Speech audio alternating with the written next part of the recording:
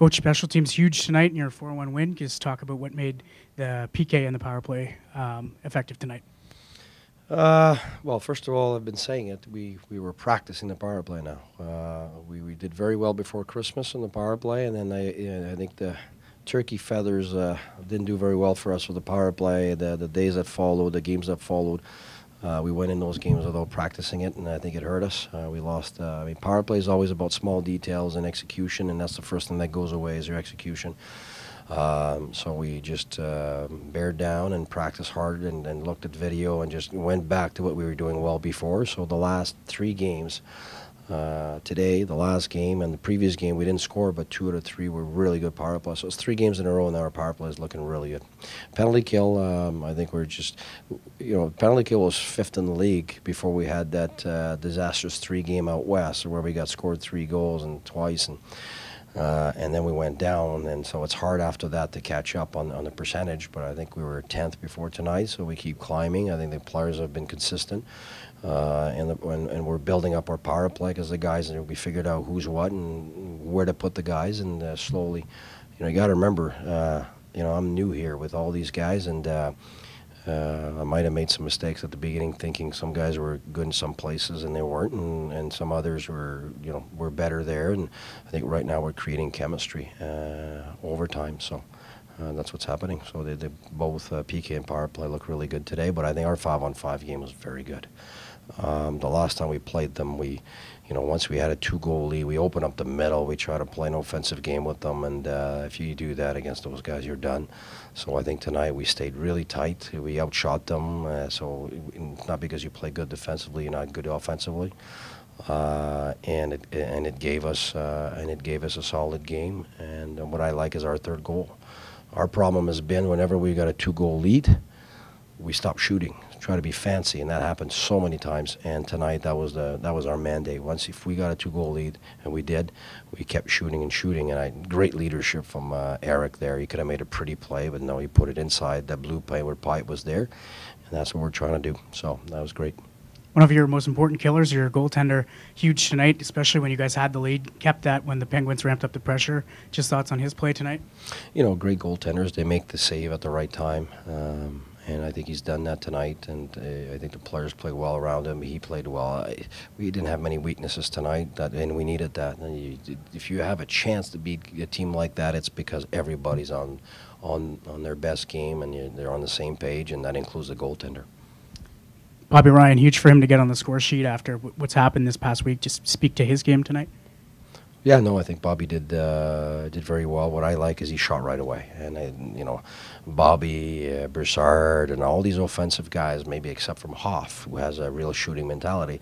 Everybody else, they're great passers, they're great hockey players, but their tendencies was really to always choose option B and C rather than shooting.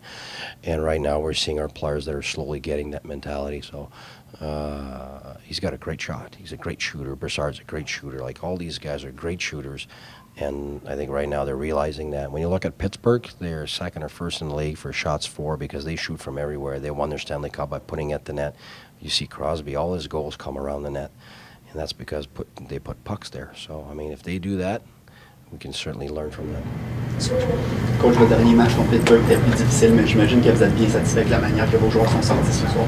Oui, ben écoute, le match à Pittsburgh, c'est pas tout le match qui était difficile. On a 2-0, on a parti de la même façon là-bas. C'était 4-2 pour nous autres après. On était super bons. Et puis, qu'est-ce qui s'est passé? C'est qu'en milieu de deuxième, là, on a commencé à faire du niaisage avec la rondelle. Puis, on a ouvert le milieu. On a commencé à partir à 2-3 gars. Puis, tu peux pas faire ça. Alors, on a beaucoup appris de ce dernier match-là.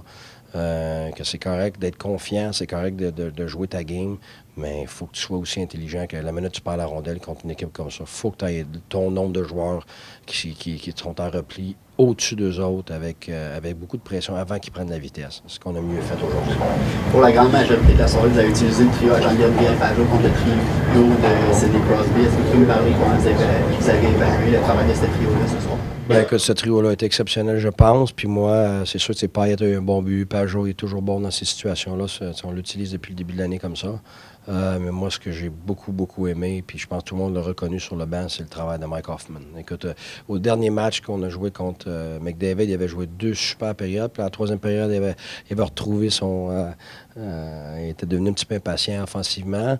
Et puis là, ce que j'ai adoré, c'est qu'aujourd'hui, c'était 3 périodes où il a joué un match phénoménal. Écoute, il a rattrapé Crosby sur un back-check à un moment donné, un petit peu comme il avait rattrapé McDavid sur un back-check. Alors, quand un joueur comme ça rattrape sur le back-check des joueurs de cette trempe-là, à cette vitesse-là, c'est parce qu'il est dédié puis il a les attributs pour le faire. Alors, je pense quand des joueurs offensifs deviennent des bons two-way players, des joueurs qui jouent dans les 2 sens de la patinoire, tu sais que ton équipe s'en va quelque part. Alors là-dessus, je pense que ça laisse présager des bons jours, non seulement pour lui, mais pour notre équipe.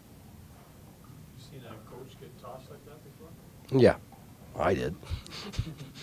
20 years, all kinds of things happen, so, I don't know why, and I didn't hear anything, and I mean, that's none of my business, so I can't comment on it, but all I know is it's happened to me before, so I know how it feels.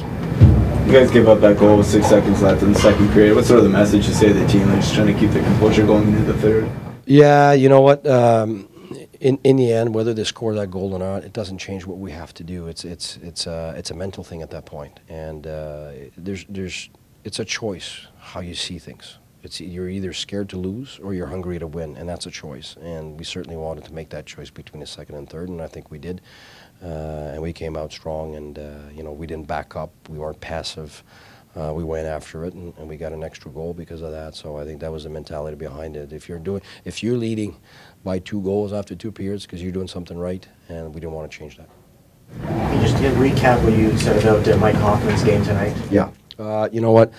Their whole line was terrific, but I think if you look at Mike, the last 2 games we put him against major players, top players, McDavid and Crosby, and you see him last game back-checking, catching up to McDavid, and we know how fast he is, and you see him tonight again catching up and stopping Crosby, getting the puck high in the slot there on that late play. You can't get more dangerous than that, and he gets there, prevents that. The whole idea with Mike is that he's got the speed to skate with anybody in this league, and I think since the beginning of the year, he's definitely progressed offensively. It doesn't take away from his offense. He scored again tonight. He got, I don't know how many shots. He played terrific. And when you see players like that are growing and becoming really good two-way players, your team's going in the right direction. And I think that was very inspiring. All the players on the bench were really inspired by him. Blocks a shot and catches up on the back check, does all the smart plays with the puck. Space he took it. There was no space. We put it behind him. So, when your offensive guys do those things, your team is growing. Have you felt that it's had to be a bit of a process, Guy, to get some of those offensive guys used to that since you've got here? I mean, yeah, 100%. I think every organization that wins has that process. I was lucky enough to be in Tampa with Steve Yzerman, where I had access to Steve's background and experience.